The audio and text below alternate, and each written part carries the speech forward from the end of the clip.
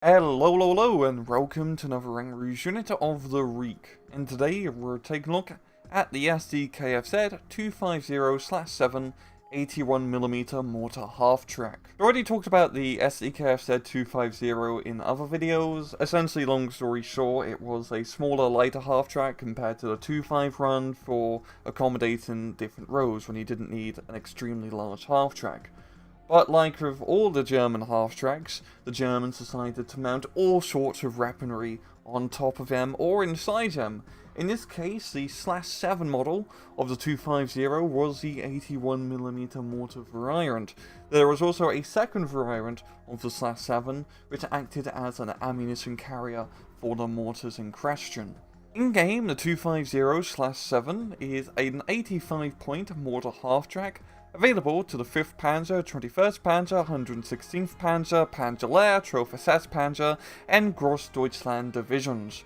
And it has one weapon. So the weapon is a pretty standard 81mm mortar, with 25 high explosive shells and 15 smoke shells. It's your pretty standard medium mortar. It's good at dealing with soft targets, not so much of anything that has a bit of armor. Up down to the miscellaneous stats, it has 25mm front armor, reek top armor, and 10mm on the side and back. It's an indirect fire weapon, of course, but more importantly, it has a radio allowing you to get corrected shot bonuses within radio range, and yes, it's a smoke layer. What a surprise, it has smoke ammunition.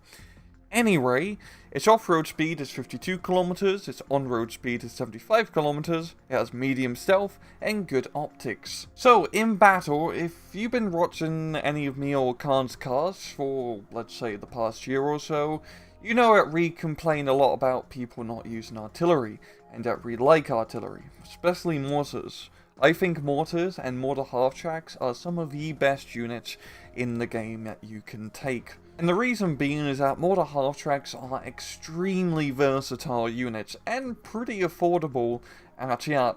Yes, it doesn't have the firepower compared to some heavier artillery, and now the current 1v1 meta, you can actually get away with using heavy artillery. It's actually preferred in some cases.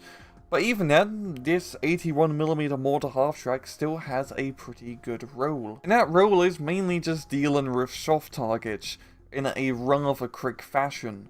Because it is only an 81mm mortar of 3km range, which is still pretty good, you're going to have this pretty close to the front line, but it also means that the travel time for the shells is going to be much lower, allowing you to get shots onto target much quicker. Mortars are extremely useful in town and forest fights, as if you have enemy SMG squads or flamethrower squads holed up in a forest or town, and you don't want to get close to them, for obvious reasons, just drop some mortars on their head, they're gonna be suppressed, you can run in and get an easy surrender. And of course, it's not just good for killing infantry targets, but any anti-tank guns, artillery guns, anti-aircraft guns, all can get blown up just the same by the 81mm. But the main thing is because this is a German mortar half-track, or all mortar half-tracks really do have the radio option, allowing you to get corrected fire. And that's what turns mortars from an alright unit to an extremely deadly unit. Because with the corrected shot, it is extremely pinpoint.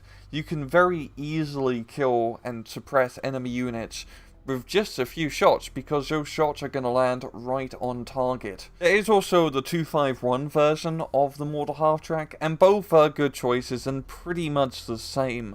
I prefer the 250 because even though you do have less ammunition and no machine gun, that price difference is quite a bit nice. And frankly, you shouldn't be in a position to really use a machine gun. The main thing is just the ammunition. The 250/7's availability is usually 2 in A phase and 4 in B phase, except for the 5th Panzer Division, which gets 4 of them in A phase. Mortar half-tracks in general are definitely much more worthwhile, I'd say, in A phase, even with the lower availability, as there's usually more soft targets on the field, And also they're pretty easy to set up in A phase because it is a mobile armoured unit. And heck, because it is a mobile armoured unit, it's very hard to counter battery if you just move it around every now and again, making this one of the more survivable artillery pieces. And of course you have quite a bit of smoke ammunition with mortar half-tracks, and once again with a corrected shot you're going to get very accurate and very quick smoke shells on target whenever you need them.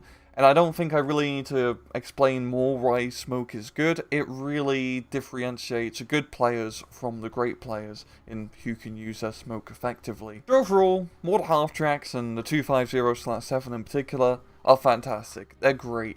If you have the option to take them, you should always think about at least bringing a card in A phase, just due to your general usability.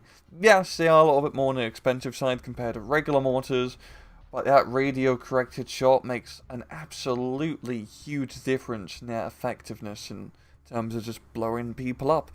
And hey, who doesn't want to blow up the enemy? That's how you win the match, and capturing the flags, of course. Anyway, I'm going to leave it off at that. This has been another Rang Rouge unit of the week. I hope you guys enjoyed the video, and usual, please just take it easy.